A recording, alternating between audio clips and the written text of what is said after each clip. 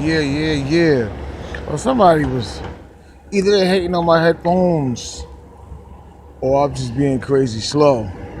But anyway, I'm out here charging this phone. If I try to go back to the house, the video won't upload. So anyway, hence those that say don't worry about your circumstance. Well, God says you, and I say you don't worry about our circumstance. First of all, how do you know our circumstance? And then what is our circumstance? What are you even talking about? That's the point. The greatest circumstance you could have, anybody, is not following God. That's the only circumstance.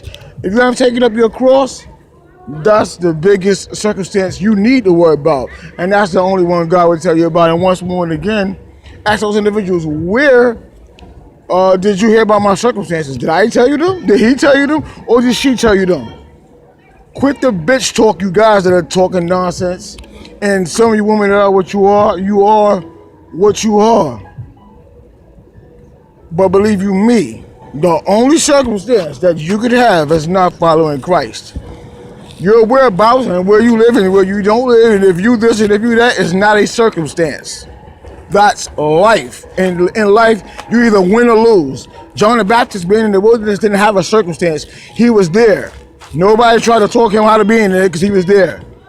Paul, what he went through, it wasn't a circumstance, it was life. It was following Christ.